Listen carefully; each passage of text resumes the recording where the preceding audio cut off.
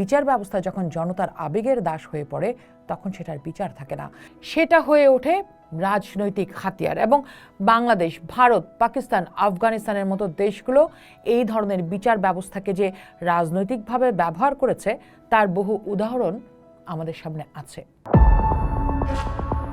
দেশে একই দিনে নানা এলাকায় বেশ কয়েকটি শিশুর উপর পাশবিক নির্যাতনের ঘটনা ঘটেছে। মানুষ রাস্তায় নেমেছে, দাবি একটাই, প্রকাশ্যে ফাঁসি দাও। স্বরাষ্ট্রমন্ত্রী বললেন এটা মধ্যযুগীয়, আর সঙ্গে সঙ্গে শুরু হলো আরেক ঝড়, এটা নাকি রাসূল সাল্লাল্লাহু আলাইহি সাল্লামের অবমাননা। এখন প্রশ্ন হলো, কে ঠিক, মানুষের ক্ষোভ নাকি মন্ত্রীর যুক্তি? আর জামাত বা তার মতো অন্য ইসলামিক দল এবং ইসলামী বক্তারা হঠাৎ এত প্রতিক্রিয়াশীল হয়ে উঠলেন কেন? সেই বিষয়টাই একটু বোঝার চেষ্টা করি। আচ্ছা, মধ্যযুগীয় শব্দটা শুনলেই কি মনে হয় আরে এটা কি ইসলামকে গালি দেয়া হচ্ছে? না, মধ্যযুগ মানে ৫ম থেকে ১৫০০ শতক পর্যন্ত ইউরোপের একটা বিশেষ সময়কাল। সেই সময়ে রাজা বা গির্জার বাইরে কোনো আইন ছিল না। আপনি অভিযুক্ত, তাহলে প্রমাণ করতে হবে আপনাকে আগুনে হাত দিয়ে যে আপনি নির্দোষ। পুড়ে গেলে দোষী, না পুড়লে নির্দোষ। আর শাস্তি, জনসম্মুখে মাথা কাটা, শরীর ঝুলিয়ে রাখা। কেন? কারণ এটা রাজার ক্ষমতার বিজ্ঞাপন। মিশেল ফুকোর নাম নিশ্চয়ই আপনারা শুনেছেন। মিশেল ফুকো তার বিখ্যাত গ্রন্থ discipline and punish, the birth of the prison, এই গ্রন্থে তিনি জনসম্মুখে মৃত্যুদণ্ড বা নির্যাতনের রাজনৈতিক দিকটি নিয়ে আলোচনা করেছেন। সেখানে তিনি দেখিয়েছেন কিভাবে মধ্যযুগে এবং প্রাক আধুনিক যুগে রাজা বা সার্বভৌম শাসক তার ক্ষমতা জাহির করতে প্রকাশ্য মৃত্যুদণ্ড বা শরীরকে চরম শাস্তির মাধ্যম হিসেবে ব্যবহার করতেন। ফুকোর মতে এই আনুষ্ঠানিকতায় উদ্দেশ্য ছিল অপরাধীকে শাস্তি দেওয়ার পাশাপাশি পুরো সমাজকে শাসক বা রাজার অসীম ক্ষমতার একটা বার্তা দেয়া, এবং এই প্রদর্শন অপরাধীর শরীর ও জীবনের উপর কেবল রাজারই যে একটি পূর্ণ নিয়ন্ত্রণ রয়েছে সেই বার্তাটা দেয়া। তো এই ধারণাটির সঙ্গে ইসলামের সম্পর্ক কোথায়? কোথাও না। মধ্যযুগীয় একটা ঐতিহাসিক টার্ম, ধর্মীয় অবমাননা না। এখন অনেকেই বলবেন ঠিক আছে, ঐতিহাসিক তর্ক বাদ দেন, ধর্ষকদের প্রকাশ্যে ফাঁসি দিলে কি অপরাধ কমবে না? এটা ভালো প্রশ্ন। উত্তরটা দেয় অপরাধ বিজ্ঞান মানে ক্রিমিনোলজি। গবেষণা বলে শাস্তির নৃশংসতা দিয়ে অপরাধ কমে না, অপরাধ কমে শাস্তি নিশ্চিত করার মাধ্যমে। মানুষ অপরাধ করে কারণ সে মনে করে ধরা পড়বে না, ফাঁসির ভয়ে নয়। কিন্তু যেসব দেশে শাস্তি সবচেয়ে কঠোর সেসব দেশ কি সবচেয়ে নিরাপদ? উদাহরণস্বরূপ আমরা যদি তালেবানের কথা সামনে আনি, আমরা দেখেছি তালেবান স্টেডিয়ামে মানুষ হত্যা করেছে। আফগানিস্তানে কি নারীরা নিরাপদ? প্রায় প্রতিদিন কি আফগানিস্তানের নারীর অনিরাপত্তার খবর গণমাধ্যমে আসছে না? আপনি আমি জানছি না? সৌদি আরবে প্রকাশ্যে শিরচ্ছেদ হয়, সেখানে কি অপরাধ নেই? অথচ পৃথিবীর সবচেয়ে ন্যায়ভিত্তিক, নিরাপদ ও মানবিক রাষ্ট্রগুলো গড়ে উঠেছে ফিনল্যান্ড, নরওয়ে, আইসল্যান্ড এবং ডেনমার্কের মতো আইনের শাসনভিত্তিক স্ক্যান্ডিনেভিয়ান বা নর্ডিক দেশগুলোতে। সেখানে কিন্তু মৃত্যুদণ্ডই নেই। কারণ তারা কোথায় বিনিয়োগ করেছে জানেন? তারা বিনিয়োগ করেছে শক্তিশালী ফরেনসিক সিস্টেমে, দ্রুত বিচারে, সাক্ষী সুরক্ষা এবং প্রাতিষ্ঠানিক আস্থায়।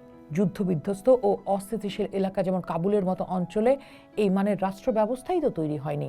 তেলে ভাষা ধনী দেশ সৌদি আরবেও আসলে এই ব্যবস্থা নেই। সেক্ষেত্রে আপনাদের কাছে এই প্রশ্ন, আমরা কোন ব্যবস্থায় যাব? শিশুর ওপর লাগাতার নির্যাতনের খবর সামনে আসছে, কি মেয়ে শিশু কি ছেলে শিশু, তাতে মানুষের তীব্র ক্ষোভ অস্বাভাবিক কিছু না। কিন্তু প্রকাশ্যে মৃত্যুদণ্ড, প্রকাশ্যে মৃত্যুদণ্ড মানে রাষ্ট্র একটা মানুষকে জনতার সামনে মেরে ফেলছে শাস্তি হিসেবে না, দৃশ্য হিসেবে। এখানে বিচার প্রক্রিয়া গুরুত্বপূর্ণ না, গুরুত্বপূর্ণ হলো জনতাকে ম্যানেজ করা বা জনগণের অনুভূতিকে সুরসুরে দিয়ে এমন জায়গায় নেয়া যাতে পলিটিক্যাল ফায়দা লোটা যায়। এটাকেই বলে রিভেঞ্জ থিয়েটার বা প্রতিশোধের নাটমঞ্চ। এখানে ন্যায় বিচারের উদ্দেশ্য সত্য খোঁজা না, উদ্দেশ্য হয়ে পড়ে অনুভূতির রাজনীতি। কিন্তু বিচার ব্যবস্থা যখন জনতার আবেগের দাস হয়ে পড়ে তখন সেটার বিচার থাকে না, সেটা হয়ে ওঠে রাজনৈতিক হাতিয়ার। এবং বাংলাদেশ, ভারত, পাকিস্তান, আফগানিস্তানের মতো দেশগুলো এই ধরনের বিচার ব্যবস্থাকে যে রাজনৈতিকভাবে ব্যবহার করেছে তার বহু উদাহরণ আমাদের সামনে আছে। আর একটা আধুনিক গণতান্ত্রিক রাষ্ট্র, জাতিসংঘের মানবাধিকার সনদের স্বাক্ষরকারী দেশ হিসেবে আপনি চাইলেও এই ধরনের ব্যবস্থা কায়েম করতে পারবেন না। আন্তর্জাতিক অঙ্গনের সম্পর্ক, বাণিজ্য, কূটনীতি সবকিছুই নির্ভর করে এই মানদণ্ড মেনে চলার উপর। এখন আসি জামায়াতের কথায়। জামায়াতে ইসলামীর সেক্রেটারি জেনারেল মিয়া গোলাম পারওয়ার বলেছেন, সরকারি দলের নীতি নির্ধারকরা প্রায়ই মদিনার সনদের আলোকে রাষ্ট্র পরিচালনা এবং শরিয়া বিরোধী কোনো আইন প্রণয়ন না করার মৌখিক অঙ্গীকার ব্যক্ত করেন, অথচ বাস্তবে ইসলামী শরিয়া আইনকে মধ্যযুগীয় বলে হেয় প্রতিপন্ন করার মাধ্যমে তাদের আদর্শিক দেউলিয়াত্ব, সস্তা রাজনৈতিক অবস্থান এবং দ্বিচারিতার বহিঃপ্রকাশ ঘটেছে। এটা জনাব পারওয়ারের মন্তব্য। জামায়াত ইসলামের কৌশলটা আসলে খুব পুরনো।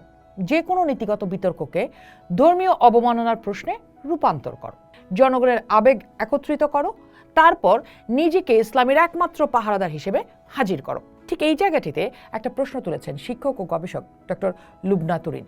তিনি বলছেন, এই একই জামাত যখন তাদের নিজেদের নেতাদের বিরুদ্ধে যুদ্ধাপরাধ ট্রাইব্যুনালে মামলা হলো, তখন তারাই সবচেয়ে জোরে বলেছিল সন্দেহাতীত প্রমাণ নেই, আন্তর্জাতিক মান মানা হয়নি, বিচার রাজনৈতিক। তখন তাদের ফরেন্সিক এভিডেন্স লাগে, ভিউ প্রসেস লাগে, আপিলের সুযোগ লাগে। মানে নিজেদের জন্য জেনেভা কনভেনশন আর বাকিদের জন্য প্রকাশ্যে ফাঁসি। এই দ্বিচারিতার কোনো নৈতিক ভিত্তি নেই। তুরিনের আলাপে আবার ফিরবো, তবে তার আগে একটা সহজ প্রশ্ন করি। যখন মাদ্রাসায় শিশু ধর্ষণের অভিযোগ ওঠে, তখন এই একই মহলের কাছ থেকে কি শোনা যায়? তারা বলেন ডিএনএ টেস্ট হয়েছে কিনা, হুজুরকে ফাঁসানো হচ্ছে কিনা, ষড়যন্ত্র হতে পারে। আচ্ছা, মাদ্রাসার ছাত্রদের উপর নিপীড়ন হয়, বলাৎকার হয়, সেটা নিয়ে কোনো জামাত নেতা বা ইসলামপন্থী দল বা ওয়াজে কখনো কোনো কথা শুনেছেন? কখনো কোথাও প্রতিবাদ দেখেছেন কেউ? তখন কোথায় যায় প্রকাশ্যে ফাঁসির দাবি? তখন কোথায় যায় শিশু সুরক্ষার এই তীব্র আবেগ? এই প্রশ্নের উত্তর একটাই, এই ক্রোধ শিশুর জন্য না, এই ক্রোধ রাজনৈতিক হাতিয়ার। এবারে আসল কথায় আসি। বাংলাদেশে ধর্ষণ বাড়ছে কারণ শাস্তি কম কঠোর, এটা না। বাড়ছে কারণ বিচার দেরিতে হয়, সাক্ষী হুমকিতে থাকে, ফরেন্সিক ব্যবস্থা দুর্বল, পুলিশের জবাবদিহি নেই, আর ক্ষমতাশীলরা পার পেয়ে যায়। আমরা বিচার ব্যবস্থাকে একটা প্রতিষ্ঠান হিসেবে গড়ে তুলিনি। আবারও বলছিলাম যে তুরিনের কাছে ফিরবো। তুরিন যেমন বলছেন, বাংলাদেশের ট্র্যাজেডি হলো আমরা এখনো বিচার ব্যবস্থাকে ইনস্টিটিউশন হিসেবে না দেখে রিভেঞ্জ থিয়েটার হিসেবে দেখছি, যেন ন্যায় বিচারের উদ্দেশ্যে জনতার রাগ শান্ত করা।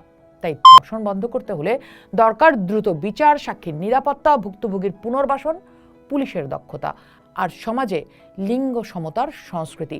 টাউন স্কোয়ারে ফাঁসি দিয়ে সমাজ নিরাপদ হয় না। ইতিহাস সেটা বারবার প্রমাণ করেছে।